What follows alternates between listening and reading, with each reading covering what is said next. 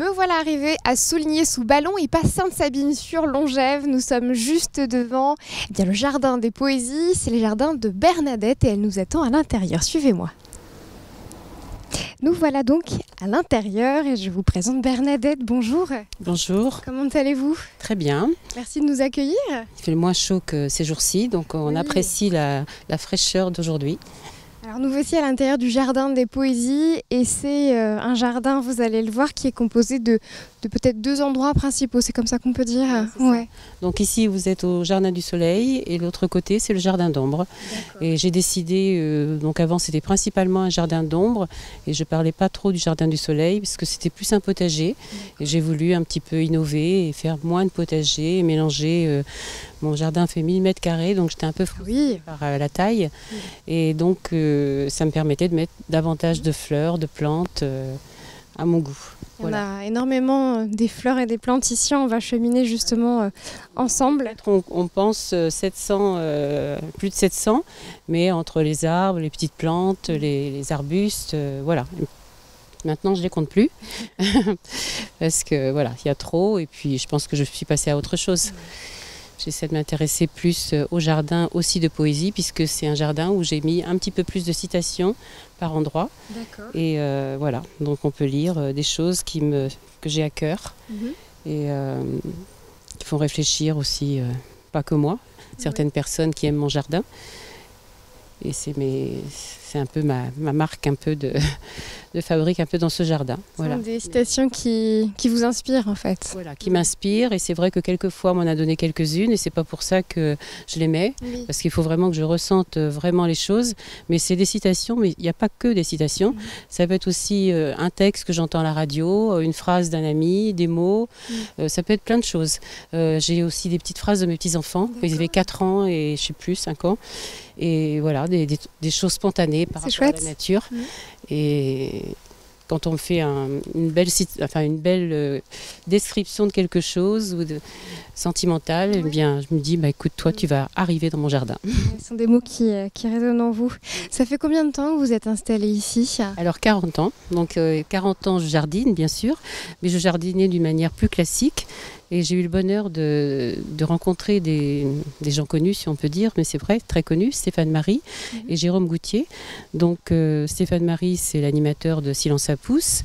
Il a appris son métier chez Jérôme Goutier, qui habite à 2 km de chez lui.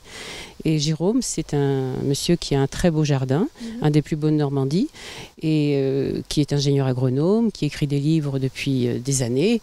Et voilà, et j'ai sympathisé et c'est le parrain de mon jardin.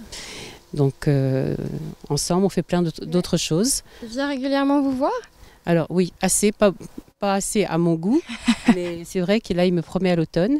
Et il est très pris par tous les jardins qu'il visite. Lui-même, il ouvre son jardin régulièrement, donc il ne peut pas s'absenter tout le temps. Et... mais là, il m'a promis à l'automne. D'accord.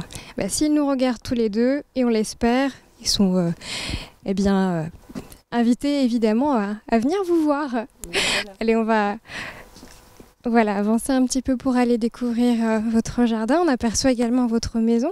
Et il me semble que vous faites aussi chambre d'hôte. Oui, alors chambre d'hôte depuis 12 ans.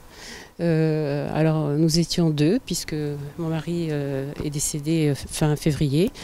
Alors beaucoup de travail maintenant pour moi toute seule, mais une clientèle assez suivie, donc c'est très intéressant et très agréable. Et c'est un peu les visiteurs et les clients qui m'ont donné l'idée d'ouvrir mon jardin, parce que ce jardin, ils pensaient que c'était un jardin reposant. Donc après, je me suis dit pourquoi pas l'ouvrir un peu au public, puisqu'on me dit que c'est relaxant, qu'on est bien dans ce jardin. Et voilà, c'est un peu les visiteurs qui m'ont poussé à ouvrir mon jardin, et puis les personnes, bien sûr, jardiniers que je connais. Et ça s'est fait tout seul. Mais c'est vrai que là, depuis que je suis toute seule, j'ai recommencé les chambres d'hôtes fin mars. J'ai eu beaucoup de réservations et des gens très chaleureux, peut-être parce que je suis toute seule, mais beaucoup de cadeaux, un peu curieux en chambre d'hôte, mais vraiment comblé quoi. C'est bien. Extraordinaire. Ça vous apporte du réconfort. Complètement. Donc cette visite, on la continue. On a pu voir une première partie juste ici.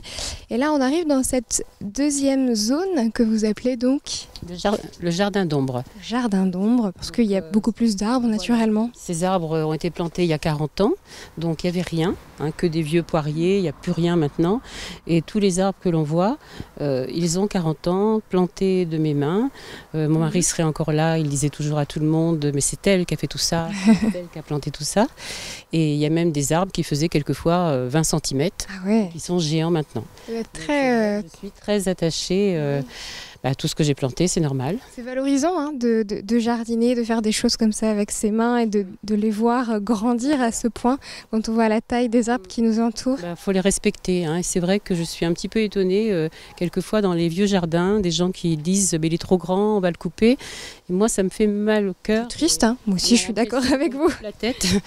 Et bon, s'il faut le couper par danger, par risque, bien sûr, mais je vois pas l'intérêt d'abattre un arbre. Mais c'est sûr que ça pousse et dans un petit jardin et la promiscuité des autres, il faut réfléchir, mais il faut gérer, c'est sûr. Il faut faire avec, on s'adapte. Ce qui est amusant, c'est que voilà, on se balade un petit peu entre les arbres, entre les feuilles. Il y a énormément de variétés. Qu'est-ce que c'est celui-là par exemple? Un pommier qui était un petit peu étouffé. C'était un choix de pommes d'enfance.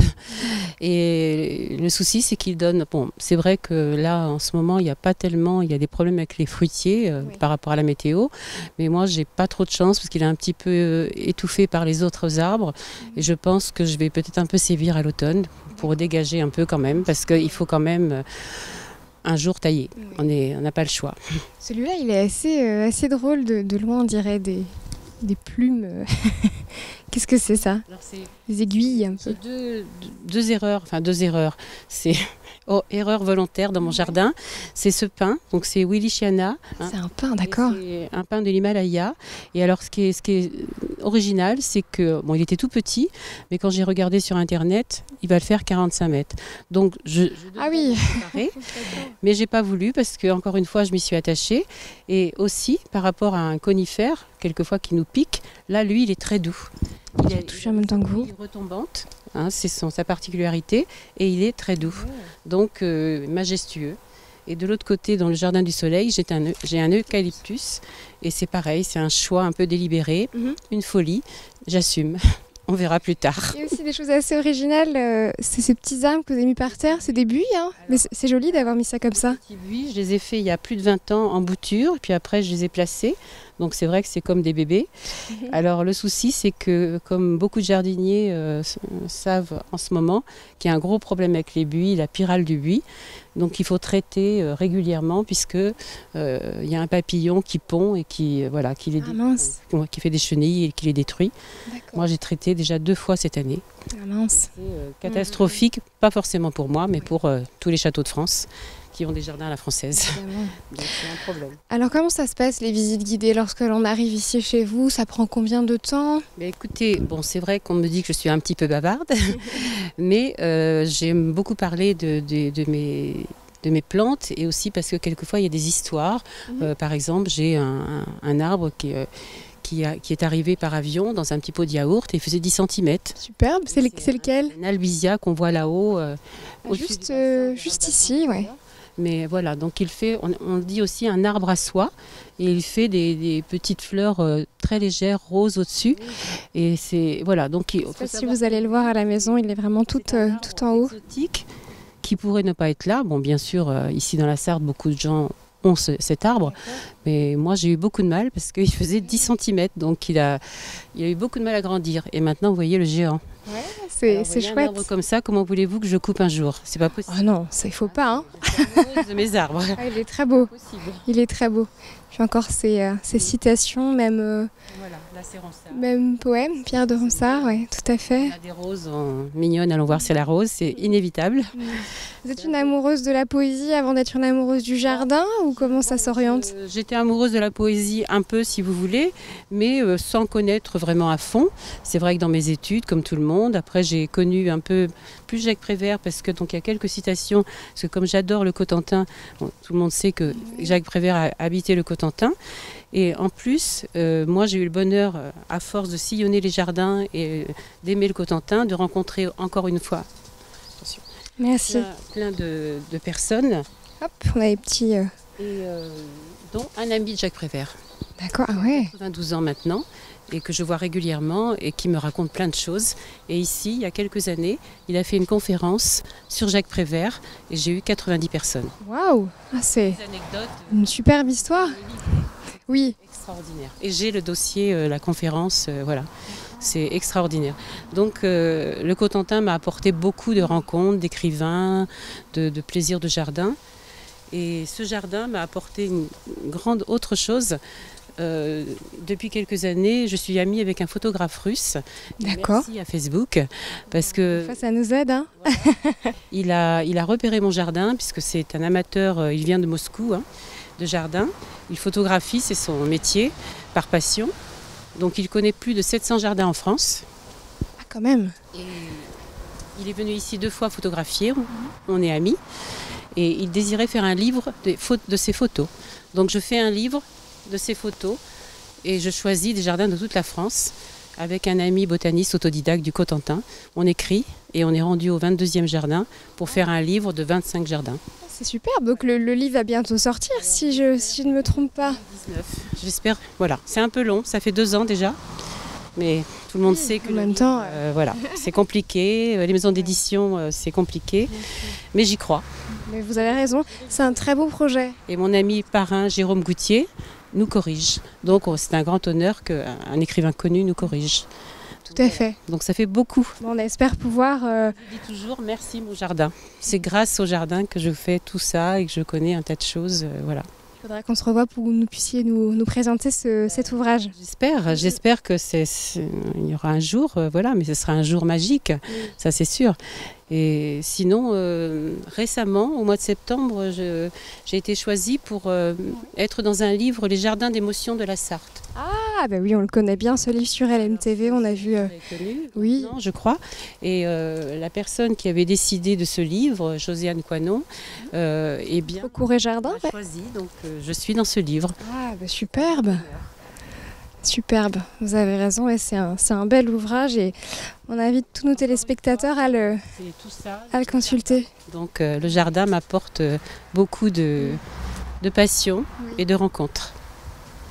Est-ce que vous avez pour finir un petit conseil aux potentiels débutants qui nous regarderaient, qui aimeraient avoir eux aussi un jardin aussi magnifique que le vôtre ? Par où on commence ? Est-ce qu'il faut acheter des bouquins déjà pour connaître un petit peu les plantes et les techniques ? Télévision, je vais faire de la pub pour Stéphane. Silence à pouce, c'est une très belle émission et très, très équilibrée qui donne envie de jardiner. Mais aussi, je pense qu'il n'y a pas besoin d'avoir beaucoup de grands jardins. Je trouve que dans les gens qui achètent une petite maison de lotissement ou de maison à restaurer, vraiment, même 200 mètres carrés, on peut mettre des plantes vivaces, on peut mettre une bassine d'eau. Moi, je suis très bassine parce que j'aime beaucoup les plantes d'eau. On peut mettre quelques arbustes, un arbre au milieu pour de l'ombre, et on a vite fait un jardin. Je crois qu'il faut vraiment penser à toutes ces petites choses et un petit espace peut faire un jardin. On peut tous avoir son petit jardin à la maison. Bien sûr, pour les plantes, il faut quand même demander si elles vont au soleil, à l'ombre, voilà, s'ils grandissent pas trop chez le voisin. Qui va avec qui s'entend bien avec qui. Je pense que c'est à la portée de tout le monde et après c'est la passion. On peut finir ici ? Je peux marcher sur... ouais. Bien sûr. Je préfère vous demander... Donc là, Bon. c'est les bassines. Ah oui, les fameuses bassines. C'est le travail de mon mari de remplir sans arrêt les bassines parce que si on veut éviter que l'eau se salisse, il faut renouveler quand même régulièrement les bassines. Et ça permet d'avoir un écosystème intéressant. Là, il a plu, donc l'écosystème s'est fait tout seul et c'est très intéressant parce que là, on voit bien que l'eau est claire et naturellement, elle est belle.